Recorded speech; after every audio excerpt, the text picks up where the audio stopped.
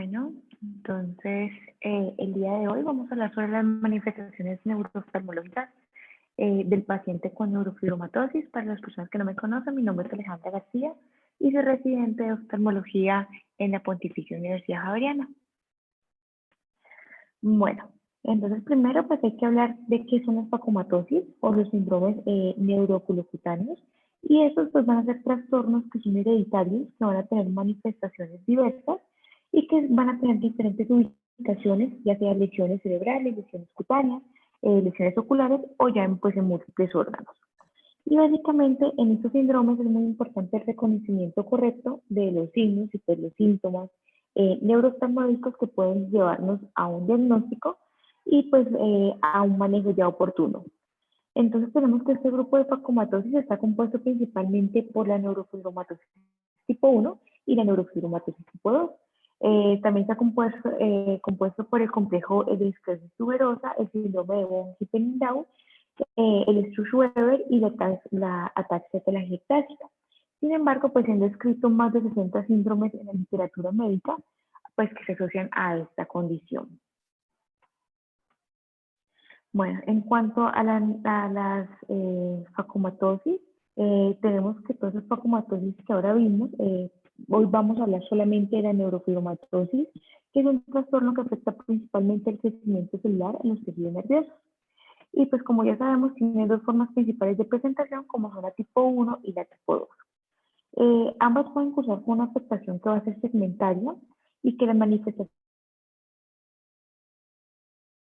digamos diciendo, la primera de la que vamos a hablar sería la neurofibromatosis tipo 1, que es la misma enfermedad de von Recklinghausen, y es la facomatosis pues, más frecuente que vamos a ver. Tenemos que esta va a afectar a uno de cada 4.000 individuos, teniendo como herencia una herencia autosómica dominante que tiene una penetrancia irregular. Además, también tenemos que cerca del 50% de los pacientes que lo presentan lo van a presentar con unas mutaciones que son nuevas.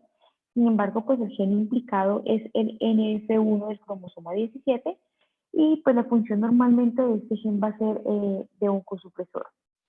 Y pues se han encontrado mutaciones de nuevo en pacientes que no tienen antecedentes familiares de neurofibromatosis. En cuanto a este tipo de facomatosis, puede causar lesiones distintas en la piel y pues en el sistema nervioso central y en el ojo, por lo cual pues todos los médicos tenemos que estar como familiarizados con las manifestaciones a nivel ocular que esta presenta, y básicamente es debido a la gran morbilidad que pues puede llegar a causar. Vamos a hablar algo corto de la historia de la NF1. Existen descripciones que concuerdan con el fenotipo que se había descrito pues, de los pacientes con neurofibromatosis tipo 1, desde incluso épocas que son muy antiguas.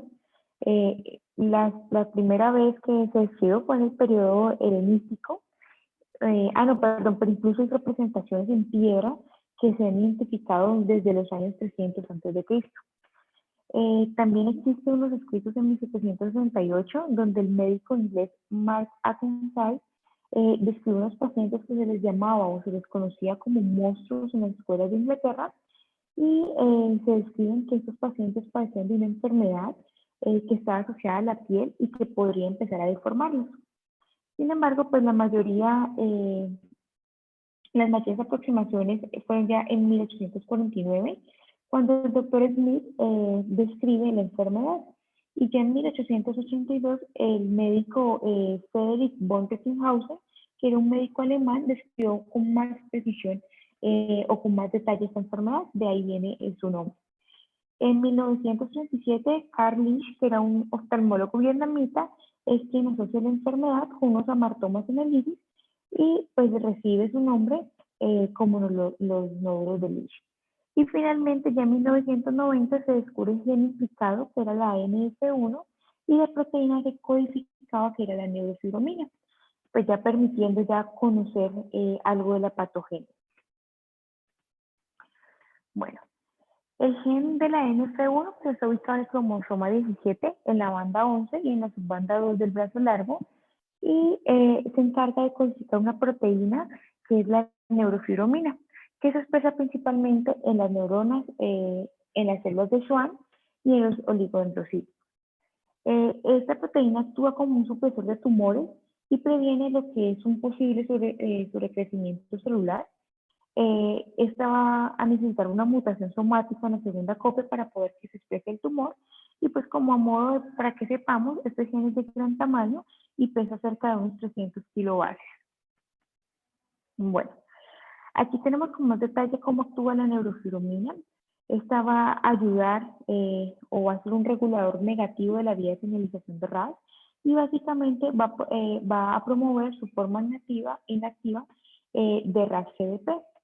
Entonces, esta neurofibromina es un tipo de proteína activadora de la actividad GTPasa de GAP que se va a unir a la forma inactiva de la proteína RAS, que es un complejo que vemos en la imagen como RAS-GTP.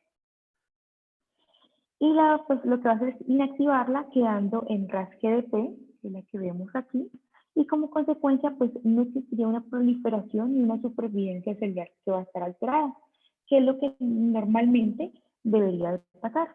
Y esto que vemos que dice GEF son los factores de intercambio de nucleótidos de guanina y lo que hacen es que van a permitir realizar el paso contrario, reactivando a RAS y promoviendo el intercambio de GDP a GTP.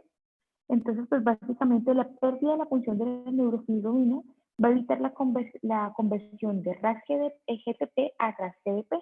Y esto, pues a su vez, lo que va a generar es desencadenar una cadena, una cascada de señalización que tiene como un efecto una supervivencia o una proliferación celular completamente anormal.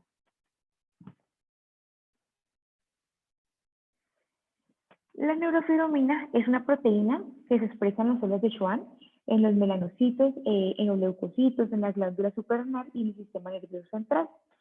Esta proteína es de multidominio de 2.718 aminoácidos y como ya dijimos es una reguladora negativa de la vía de señalización de RAS. Y vamos a ver que esta proteína es muy importante ya que se considera que es una supresora tumoral, teniendo que si llega a existir una deleción o una mutación de esta proteína, pues lo que va a provocar es una inactivación o un crecimiento celular, pero que sea totalmente descontrolado. En cuanto a las manifestaciones clínicas, estas pues van a ser muy variables. Sin embargo, las principales, de las que más se conocen son las cutáneas y las neurológicas. Sin embargo, existen otros tipos de manifestaciones como es a nivel oftalmológico o a nivel esquelético. Existen también vasculopatías asociadas a la NF1, desarrollo de neoplasias y pues ya otras manifestaciones también muy diversas. Vamos a hablar muy rápidamente de las lesiones cutáneas para centrarnos en el tema de hoy.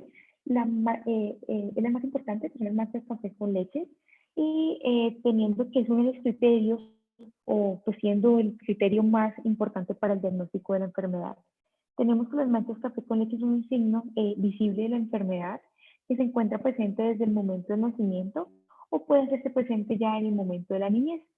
En cuanto al tamaño, tenemos que estos pueden ir aumentando proporcionalmente a medida que la persona vaya creciendo y podemos ver que estos pueden ir oscureciéndose a lo largo de la infancia.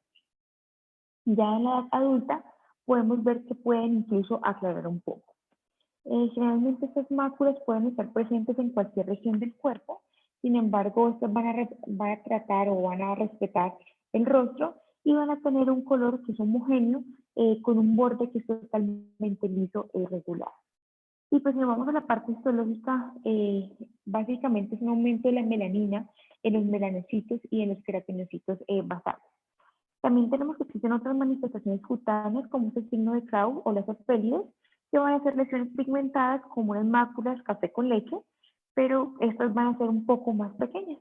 Aproximadamente se dice que miden de 1 a 2 milímetros y van a ser de un color marrón claro, siendo los lugares más comunes que afectan como las axilas, las manos, a nivel inguinal, pero también pueden estar en la cara, en el cuello, en el tronco y se manifiestan como parecidas a unas pecas, por decirlo de alguna forma.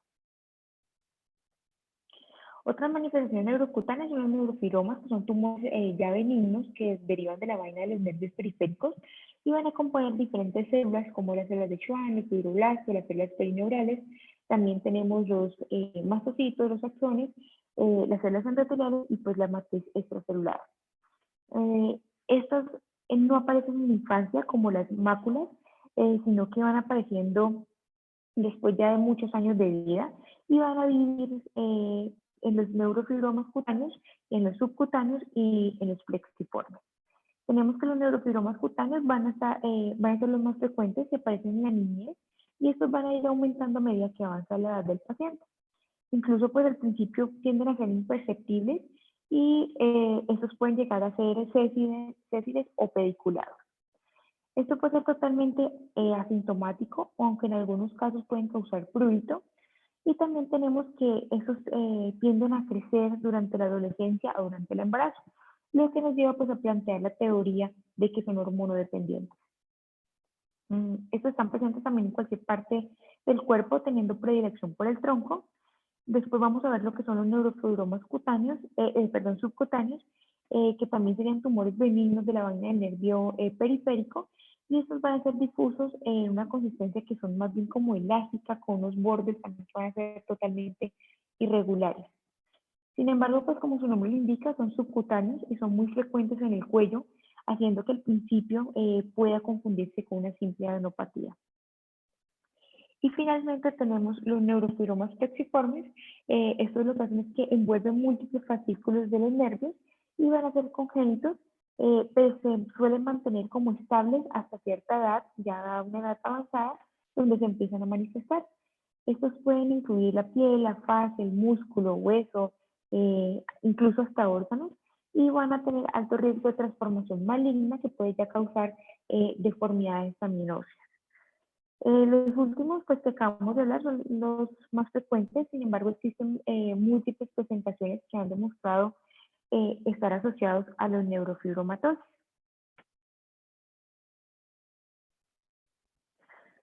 Bueno, tenemos que la neurofibromatosis asocia a diferentes tipos de tumores malignos, sobre todo de la vaina de los nervios periféricos y pues a tumores estromales gastrointestinales y tumores intracraneales, donde pues vemos con mayor frecuencia los meningiomas y los gliomas.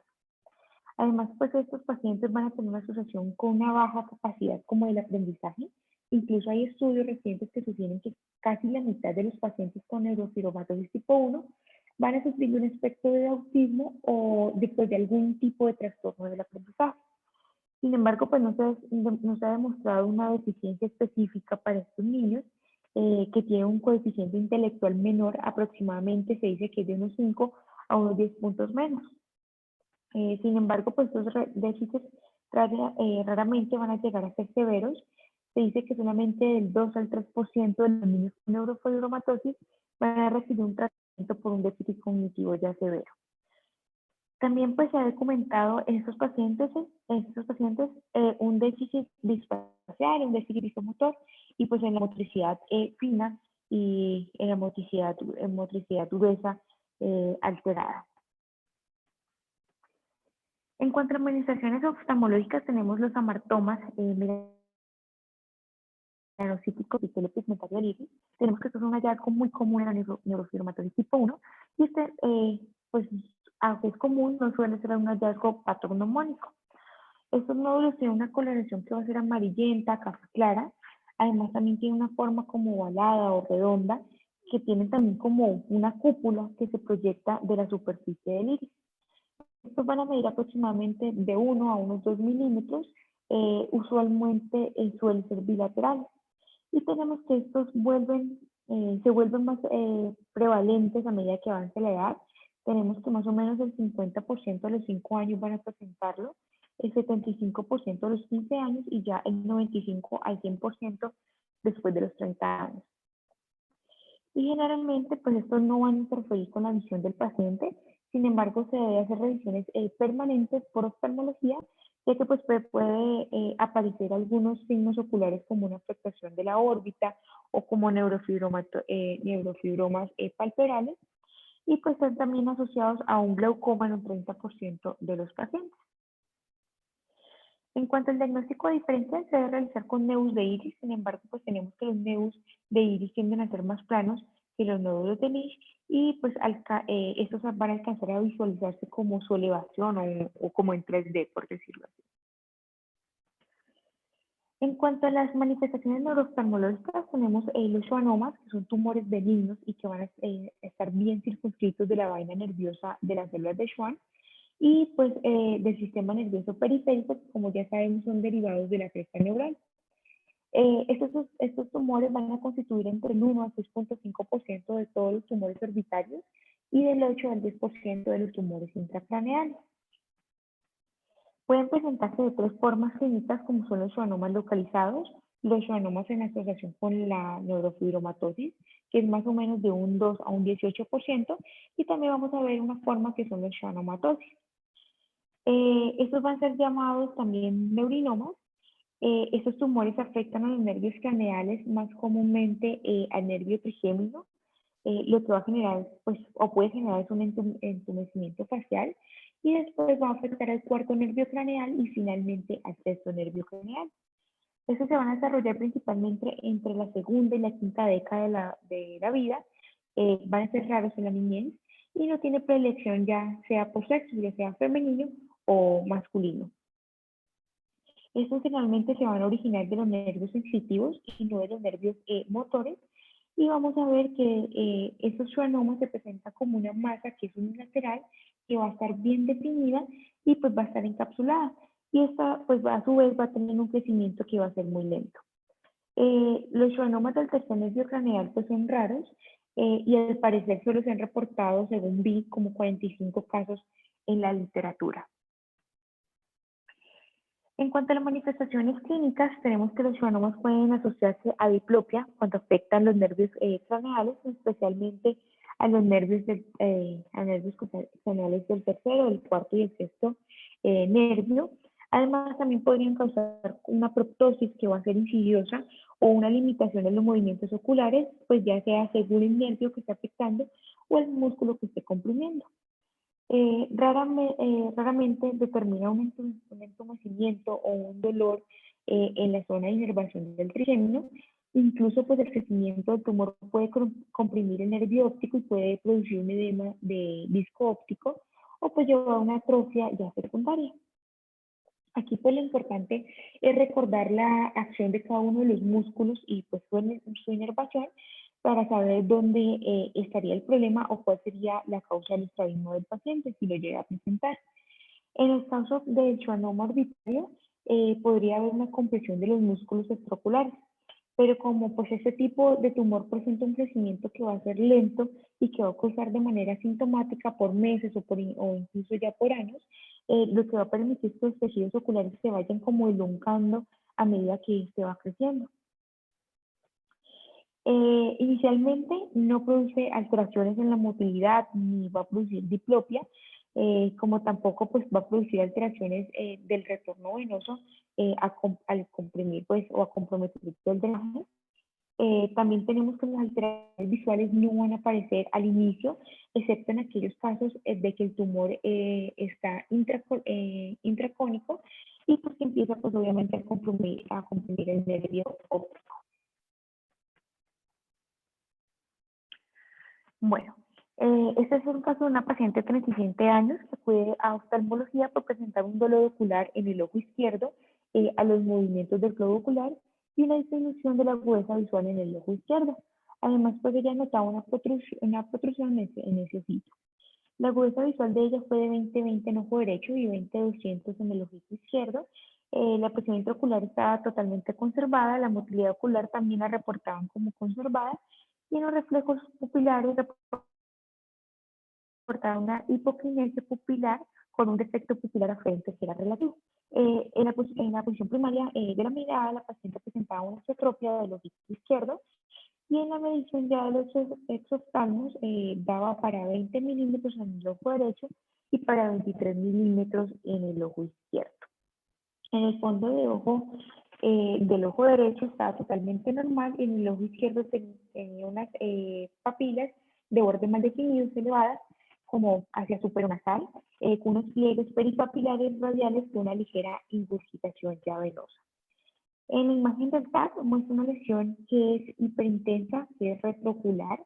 Nos reporta que medía aproximadamente unos 25, unos 20 milímetros, por 20 milímetros que incrementaba su densidad al contraste y que provocaba ya un desplazamiento del nervio óptico hacia medial.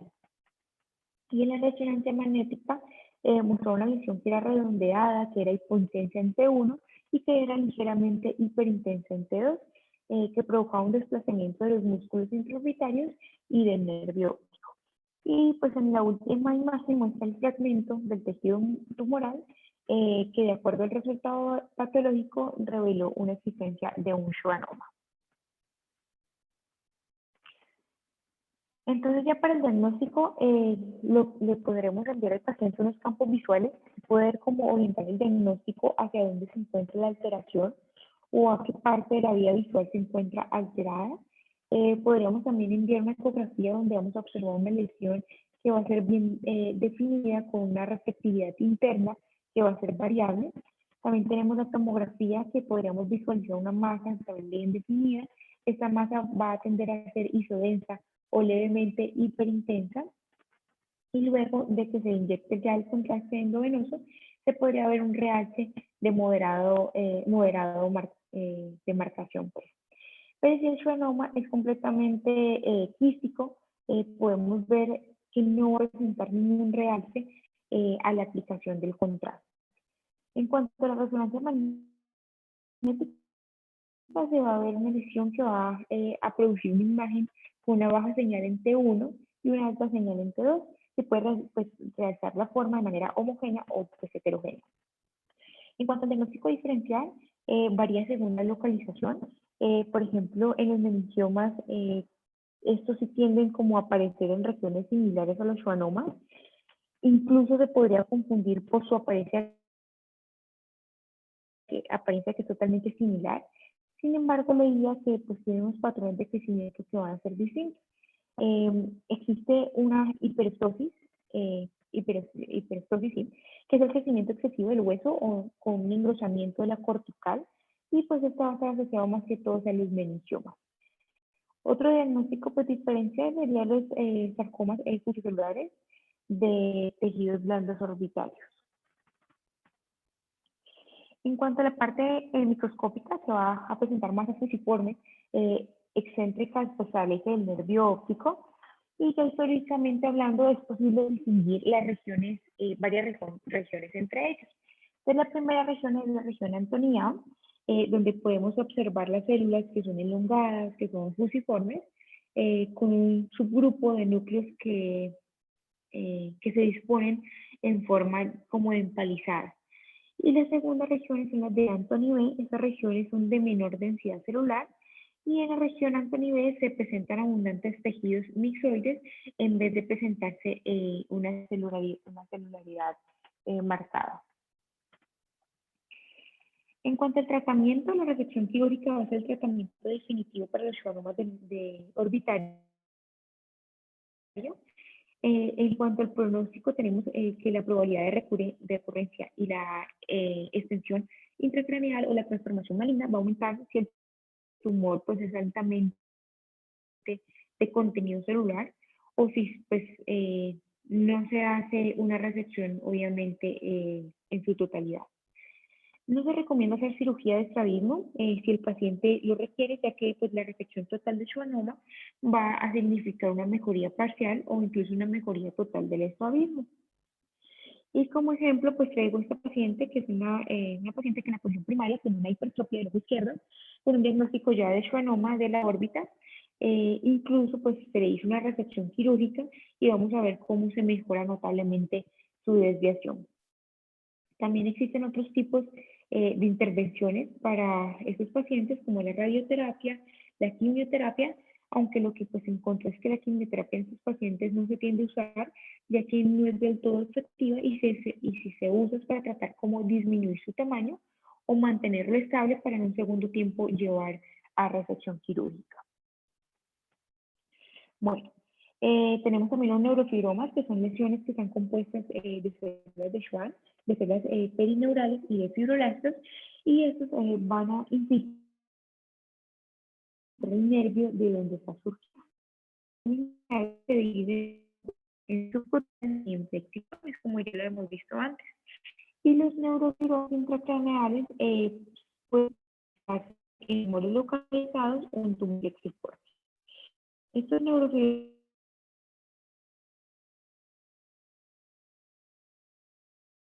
en el tronco o en la región de la cabeza o en el cuello. Los que son plexiformes se encuentran más o menos en un 30% de los casos y pueden ser ubicados o pueden manifestarse dentro de la órbita y pueden estar asociados o no a neurofibromatosis sistémica.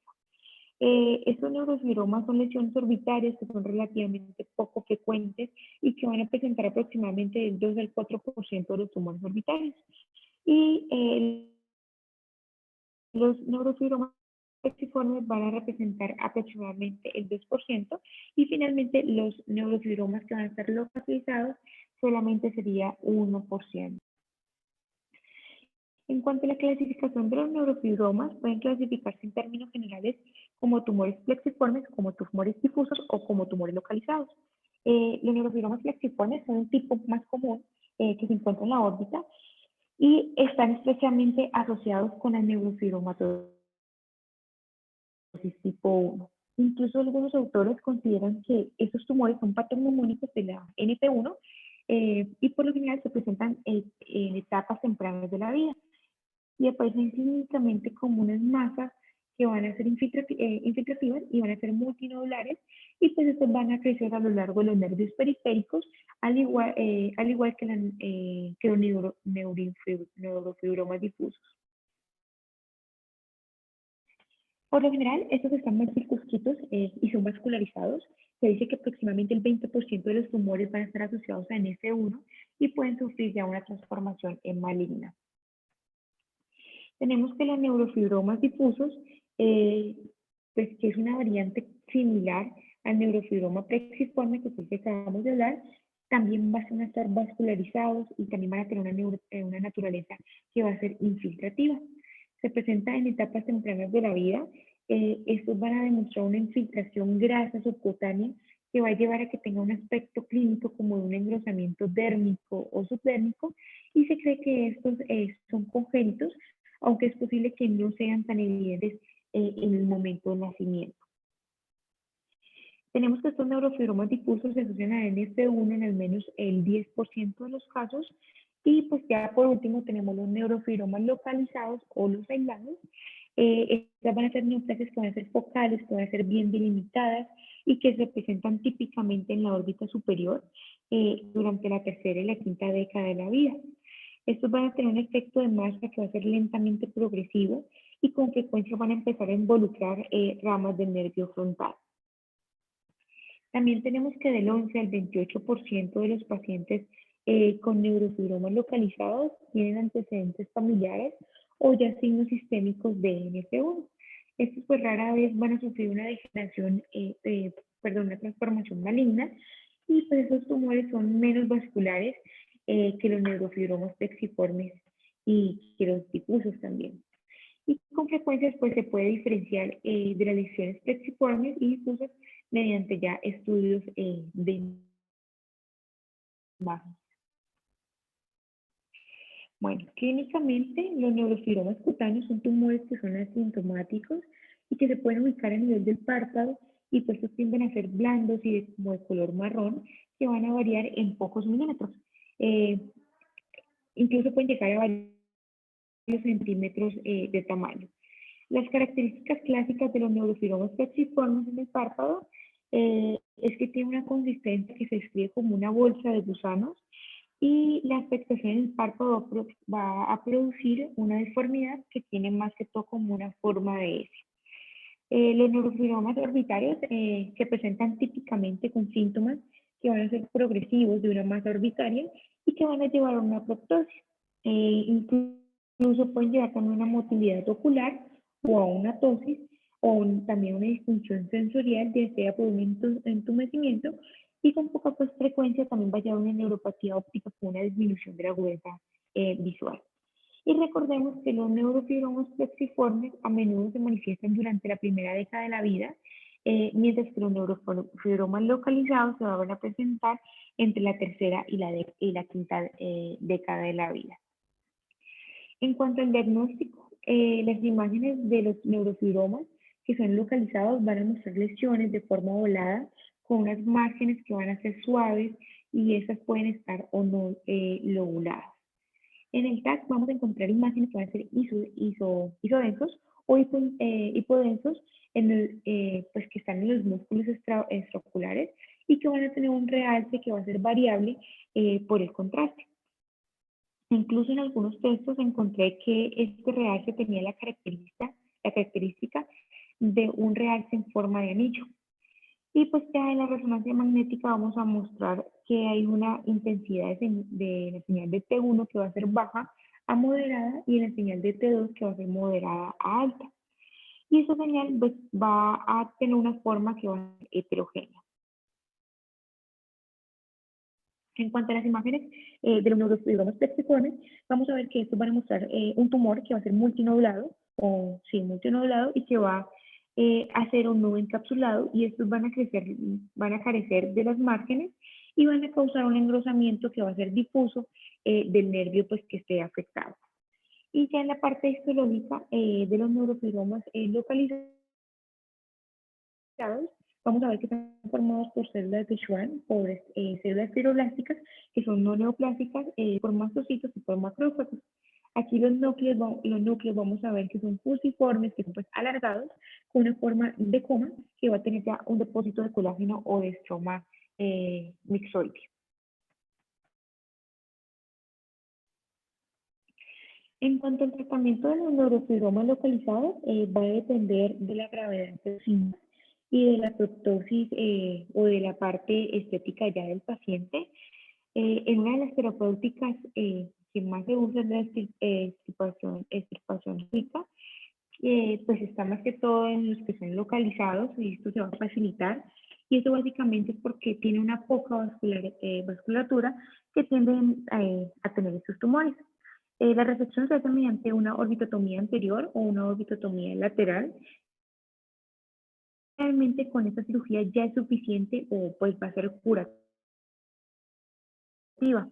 Sin embargo, recordemos que las deformidades ya a nivel de la órbita que causan estos neurofibromas pueden incluir una infiltración del párpado superior y esto pues va a llevar a una ptosis o una desinserción del canto lateral o una infiltración del párpado inferior, de la ceja o incluso de la conjuntiva.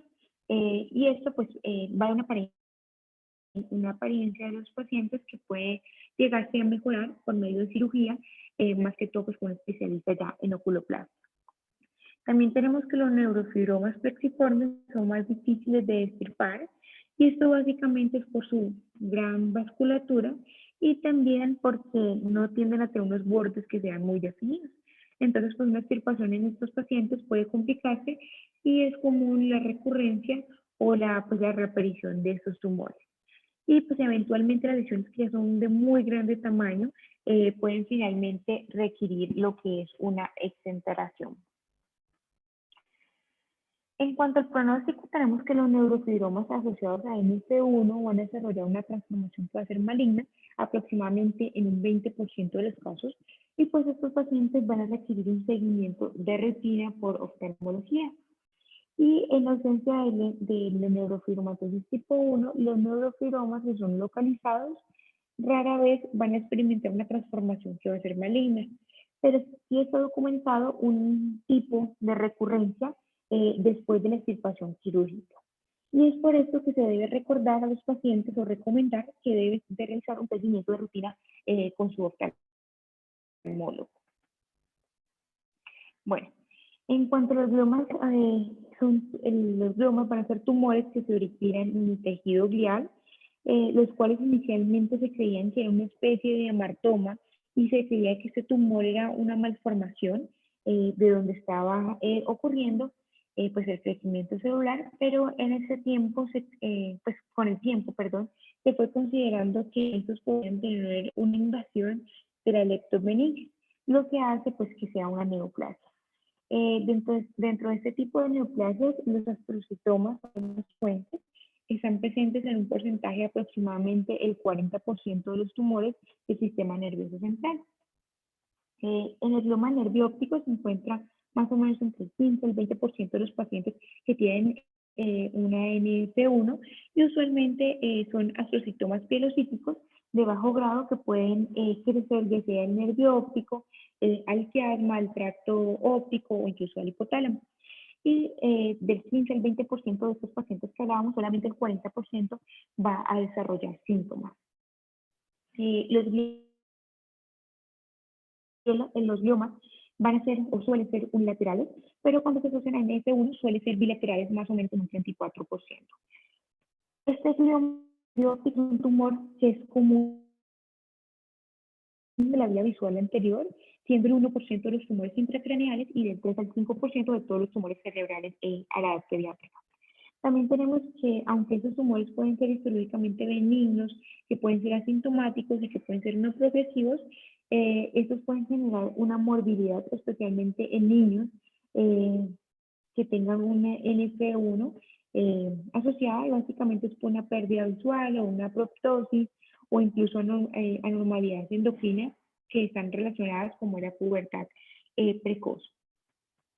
Además, tenemos que más de 2/3 de estos tumores se presentan hasta los 7 años aproximadamente, y como ya habíamos dicho, en los niños va a ser más frecuente encontramos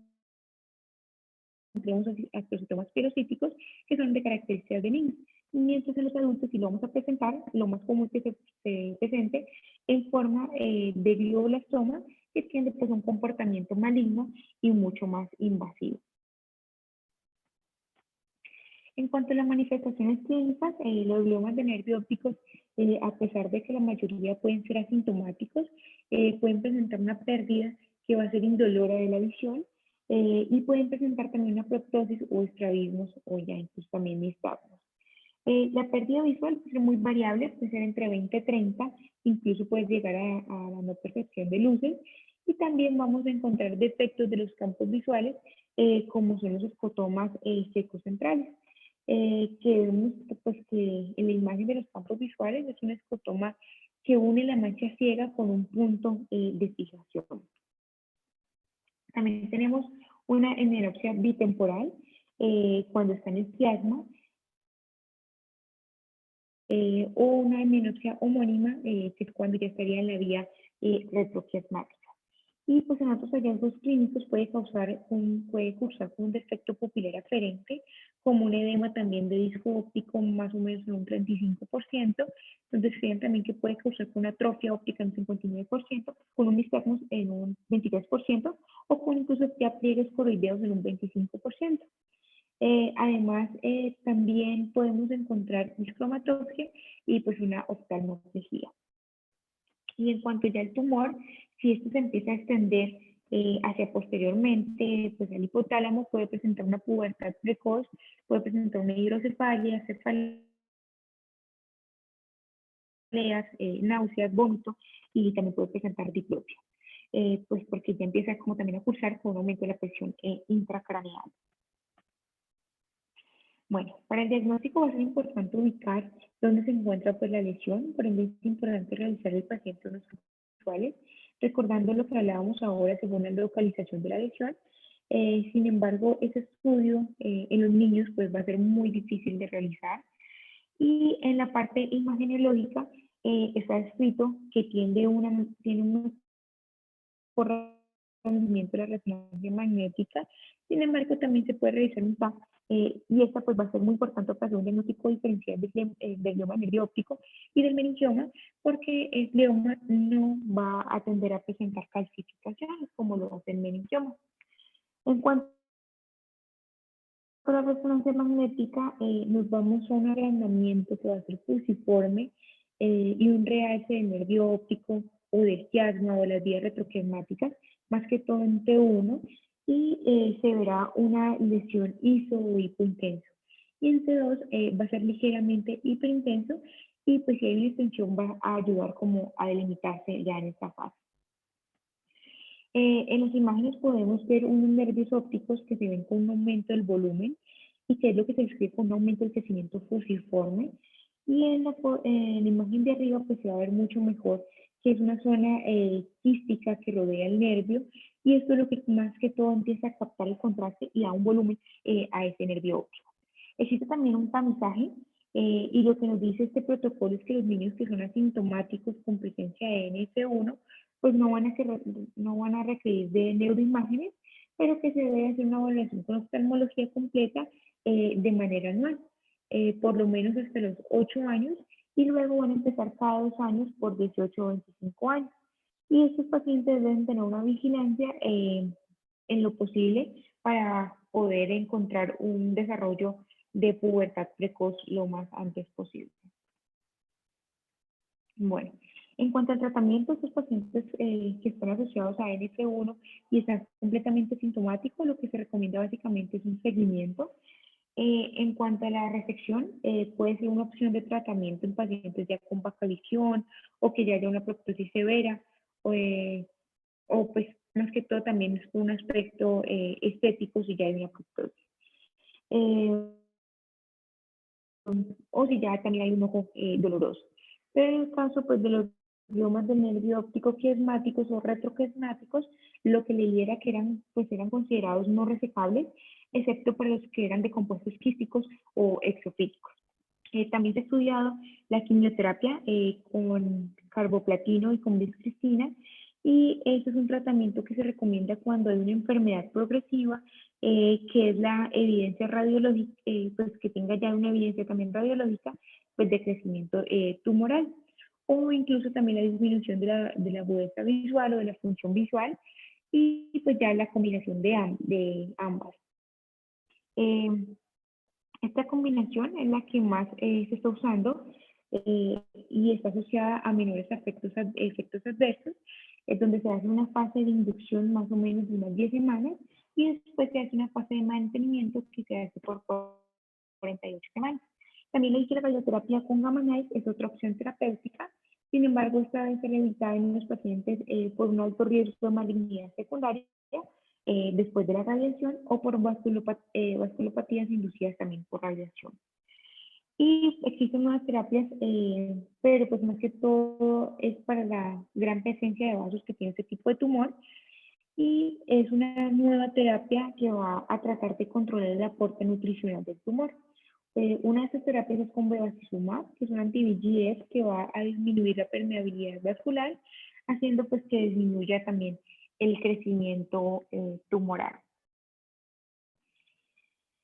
Bueno, otro tipo de tumor es el tumor maligno de la vaina del nervio periférico, que se denomina como neurofibrosarcoma, y es un sarcoma que se cree que se deriva de las células de Schwann y es el responsable del 5% de todos los sarcomas del tejido blando.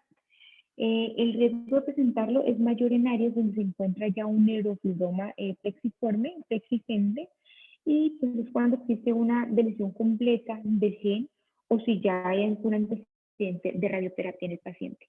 Entonces tenemos que en estos pacientes vemos que tienen un neurofibroma plexiforme y eso empieza a crecer de manera brusca o existe ya un cambio en su textura o en la sintomatología del paciente. Y esto nos lleva a pensar que hay un signo de alarma para pensar que el paciente probablemente está presentando ya una transformación maligna de un neurofibroma plexiforme. Y los pacientes que presentan este tipo de sarcoma y que está asociado a una NF1, a una neurofibromatosis, tienen un peor pronóstico que los pacientes que presentan este diagnóstico, pero que no tienen la asociación. Este tipo de tumores, tienden a aparecer en una edad más bien temprana. Se dice que el promedio va desde los 20 a los 30 años y ese tipo de tumores tienden o tienen diferentes particularidades. Entre estos se destaca una capacidad de recurrencia y de metástasis a distancia. Entonces vemos en esta imagen una imagen de una resonancia magnética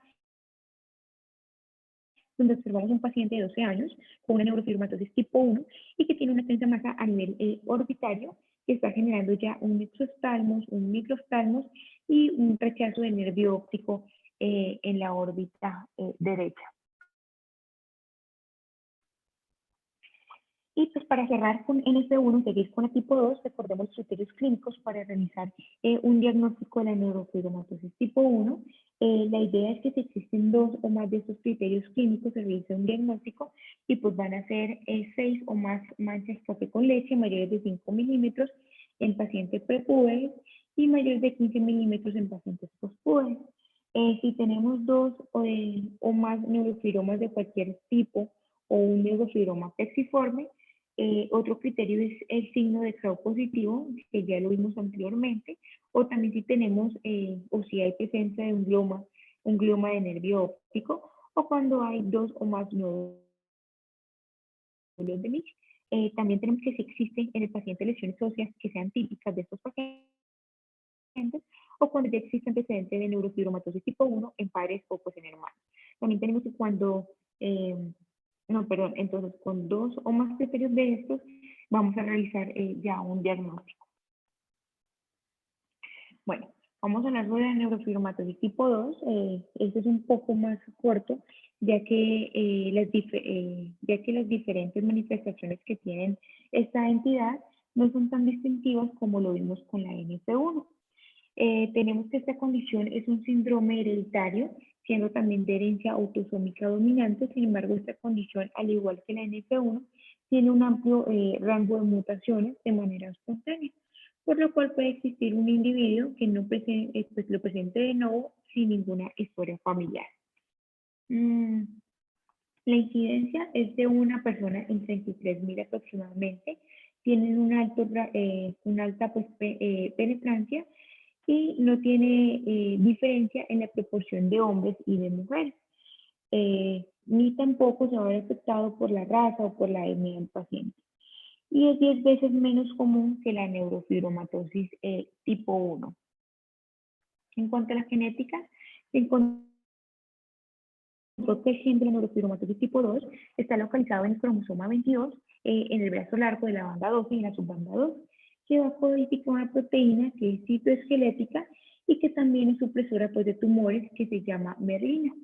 Y lo que hace esta proteína es regular negativamente la producción de las células de Schwann, y pues según eso tenemos una deficiencia, o sea, si se ve alterada, una deficiencia de la proteína que va a terminar en un sobrecrecimiento. Y en cuanto a las mutaciones, podemos encontrar sustituciones de base, inserciones o deleciones. En las manifestaciones clínicas de esta enfermedad, pues podemos encontrar lesiones características como la catarata juvenil en 2 de los tercios de los pacientes.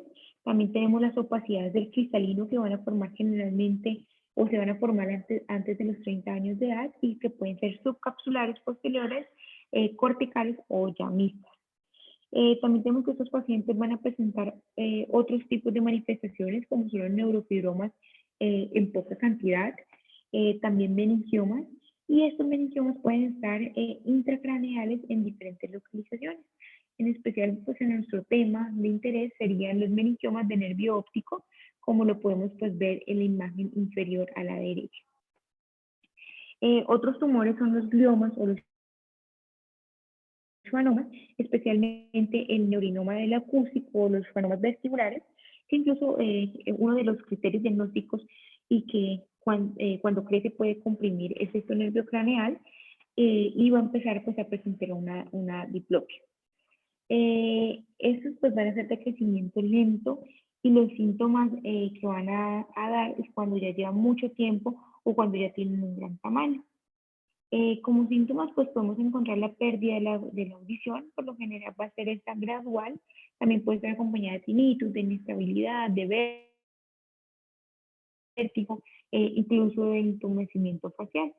Y rara vez el neurinoma del acústico puede crecer lo suficiente como para comprimir el tronco encefálico y poner la vida pues, del paciente en peligro. También están presentes las lesiones o las manifestaciones cutáneas, donde vamos a ver un 65% de los pacientes la van a manifestar. Y estas son placas que van a ser intracutáneas, que son ligeramente elevadas, incluso pueden estar levemente hiperpigmentadas.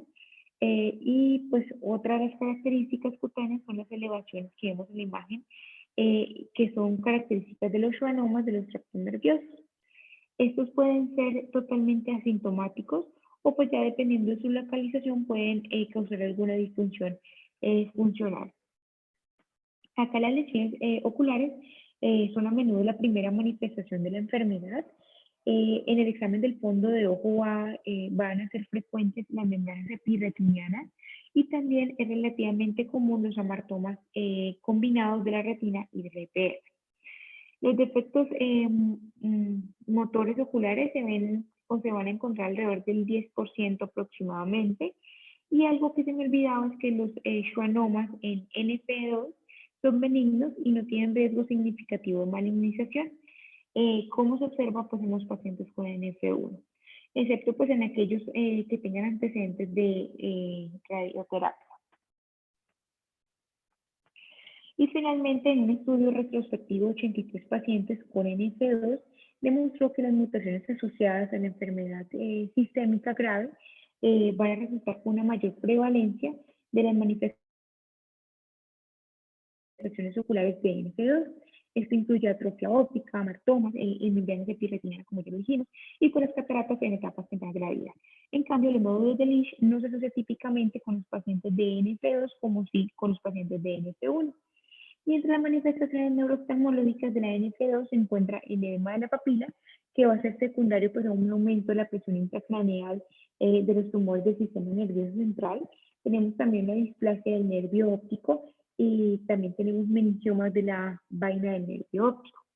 En cuanto a la función del nervio óptico, un pequeño estudio de una serie de casos que encontré demostró que los potenciales evocados visuales multifocales son eficientes en la monitorización topográfica de la función del nervio óptico en los pacientes que tienen meningioma de la vaina del nervio óptico y que estén asociados pues a NF2. Y prácticamente de las lesiones de NF2 que no hemos tocado está el meningioma de la vaina del nervio óptico. Y estos están altamente asociados a NF2 y en cuanto a los síntomas de presentación, pues que más presenta estos pacientes son la pérdida visual que va a ser progresiva, también van a tener defectos en el campo visual, van a tener una proptosis y van a tener una restricción de la motilidad ocular, más que todo para la subtraducción. Los tumores que se encuentran en los canalículos se presentan con mayor frecuencia con una constricción, que esta va a ser generalizada del campo visual y va a tener proptosis, aunque estos describen que pues, puede ser muy poca la proptosis. En estos tumores del disco óptico puede estar atrófico o incluso también puede estar cursando con un edema. Y en la neuroimagen va a mostrar un agrandamiento que va a ser tubular y que va a ser difuso del nervio óptico. En el TAC se puede ver calcificaciones a lo largo del nervio óptico en un 20 a un 30% aproximadamente. Y esto es lo que se denomina el signo de la vía del tren, que podemos ver ahí en la flecha. En la resonancia, el tumor va a ser isointenso en T1 y en T2 va a empezar como a realzarse de manera homogénea, pues al aplicar el gadolino. Y en cuanto al tratamiento, lo que más se recomienda es la resección tumoral cuando ya hay una progresión tumoral o cuando el ojo va a estar afectado y va a presentar una proptosis. Y en cuanto al meningioma, cuando el meningioma se presenta en la órbita como un hallazgo totalmente aislado, que está asociado con una buena visión, o pues básicamente lo que se recomienda en estos pacientes es de observación. Y al igual que la neurofibromatosis tipo 1, la tipo 2 también va a tener unos criterios que van a ser diagnósticos, que son los criterios de Manchester, y nos dice que si el paciente tiene uno de los criterios ya se considera diagnóstico. Y pues estos básicamente son la presencia de schwannomas vestibulares de manera bilateral menor a 70 años o, o que tenga familiar en primer grado con NF2 y un schwannoma vestibular unilateral menor a 70 años, o que tenga historia familiar de primer grado con NF2 con un schwannoma unilateral más dos de la siguiente, ya sea un meningioma, una catarata, un glioma, un neurofibroma o un schwannoma o una calcificación ya cerebral. También está el criterio de múltiples meningiomas, más dos de las siguientes, que serían las mismas: schwannoma vestibular unilateral, catarata, glioma, neurofibroma, un schwannoma o una calcificación cerebral. Y pues por último, si el paciente presenta una variante genética que nos indica que estamos frente a una neurofibromatosis tipo 2. Y pues esto es lo que les traía el día de hoy. No sé si tienen alguna pregunta, algún aporte o algo que quieran comentar.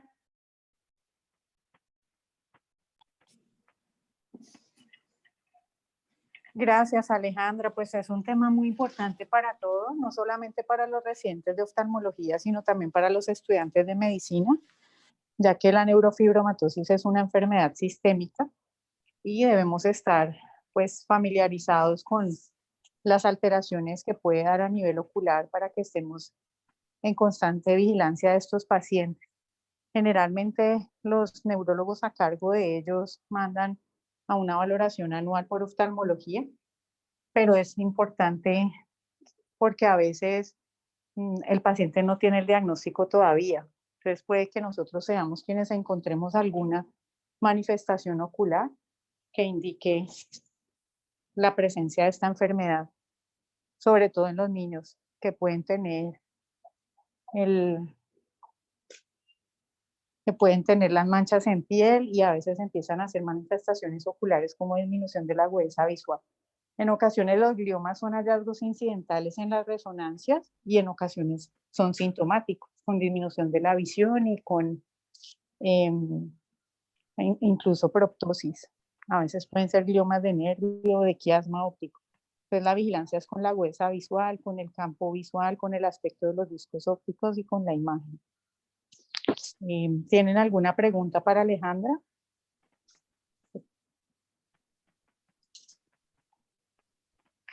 Gracias, Alejandra. Bueno, doctora.